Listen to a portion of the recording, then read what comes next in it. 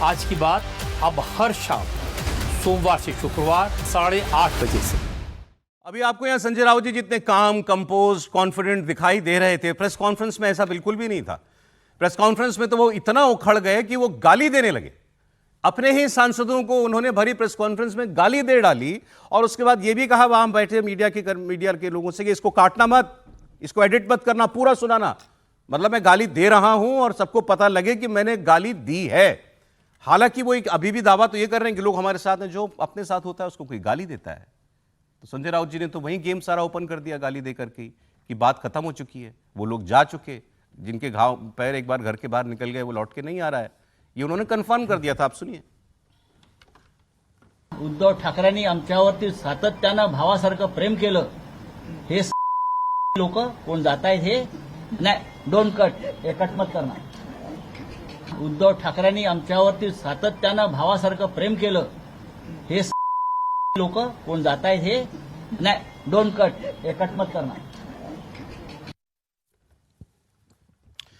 हमारे दर्पोकगिरी ज्याला शिवसैनिकाच्या भाषेत म्हणतात, हा नादानपणा म्हणतात का, ही जी दर्पोकगिरी ज्याला शिवसैनिकाच्या भाषेत म्हणतात, हा नादानपणा म्हणतात।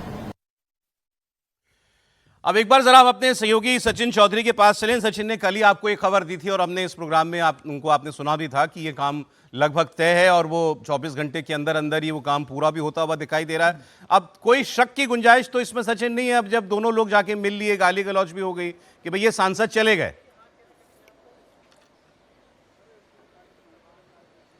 जी बिल्कुल सौरव, आप ठीक बात कह रहे हैं कि जिस तरह से हम बता रहे हैं कि ये जो 6 सांसद है, 2/3 के 6 का आंकड़ा पहले से इनके पास था और उन्होंने जुटा लिया था, इसीलिए पूरी कवायद जो है आगे बढ़ी है। सिर्फ इसमें ये गुंजाइश थी कि जो राजा भाऊ वाजे अब वहाँ पर प्रेस कॉन्फ्रेंस में दिखाए गए तो उनको भी जो है मनाने की कोशिश जारी थी, वो आगे भी जारी रह सकती है। सवाल ये है कि अब क्या संजय राउत जो जिस तरह की भाषा का इस्तेमाल कर रहे हैं, डैमेज कंट्रोल का हर संभव प्रयास तो कर ही रहे हैं ना।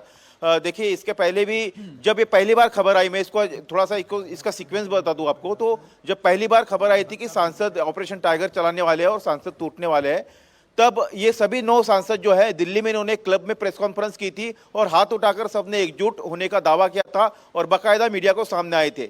दूसरी बार जब खबर आई तो खुद एकनाथ शिंदे ने इसका डिनाई किया था। तीसरी बार जब खबर आई तो एकनाथ शिंदे ने खुद इसका डिनाई किया था। अब जब ये खबरें चल रही थी पिछले कुछ दिनों से तो एकनाथ शिंदे बिल्कुल खामोश थे।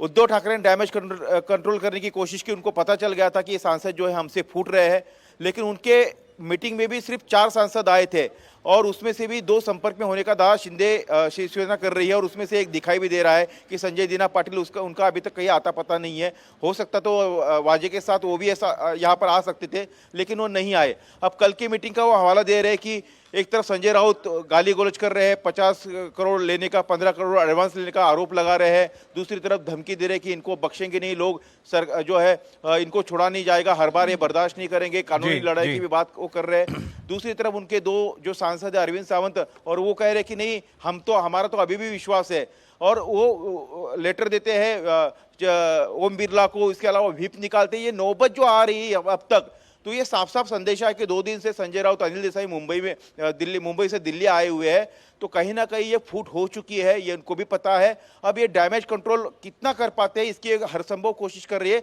लेकिन लगता नहीं कि उसमें कामयाबी मिलेगी। अब देखते हैं कि कल की मीटिंग में दूध का दूध और पानी का पानी हो जाएगा। इसके पहले शाम तक कुछ तस्वीरें अगर लेटर आ जाए तो उसमें और तस्वीर साफ हो जाएगी। सौरभ, बहुत शुक्रिया सचिन आपका। और सचिन कह रहे थे डैमेज कंट्रोल, मतलब वो डैमेज कंट्रोल बगल वाले भाई साहब करना चाह रहे थे, अरविंद सावंत जी।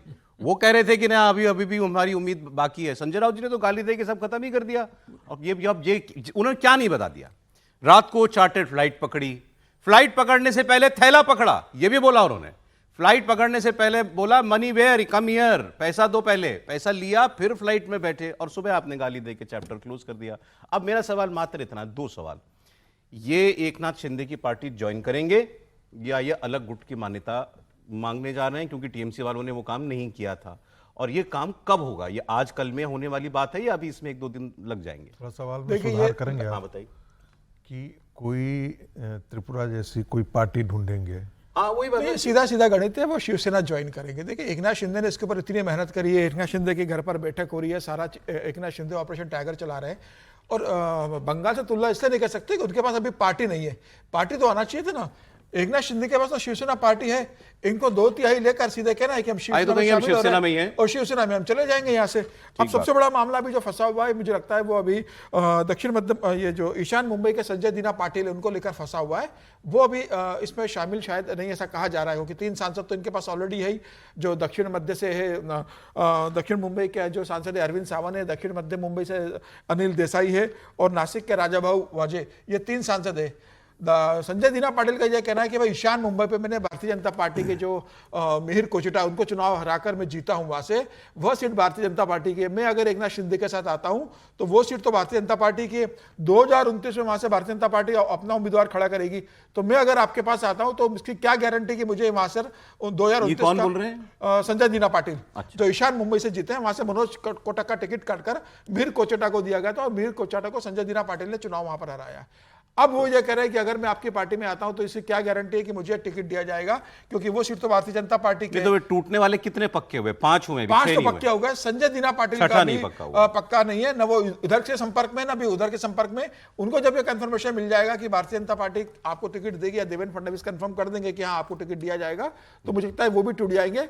फिलहाल 5 तय है और ये एकनाथ शिंदे के साथ इनकी देर रात को बैठक हो गई है श्रीकांत शिंदे के घर पर, जो 14 पंत मार्ग है वहां पर, और ये पार्टी टूटना तय है। और उसके अलावा 25 से ज्यादा कॉर्पोरेटर भी बीएमसी के जो संपर्क में है। ये कहा जा रहा है कि इसके बाद 10-15 दिन के अंदर जो बीएमसी में जो कॉर्पोरेटर 65 कॉर्पोरेटर इसके जो है उद्धव ठाकरे के, उसमें से 28 से 30 कॉर्पोरेटर विधायक। मुझे लगता है बहुत ज्यादा फोकस नहीं होगा कि विधायक तो बहुत इनके पास पर्याप्त मात्रा में है। अब 20 में से 8-10 टूट जाए तो बात दूसरी है, उनका फोकस कॉर्पोरेटर ज्यादा तोड़ना पड़े बीएमसी के कॉर्पोरेटर का, तो अगला मुझे लगता है वहां पर होगा। फिलहाल ये तय है कि 5 सांसद तो आपके हाथ से निकल गए।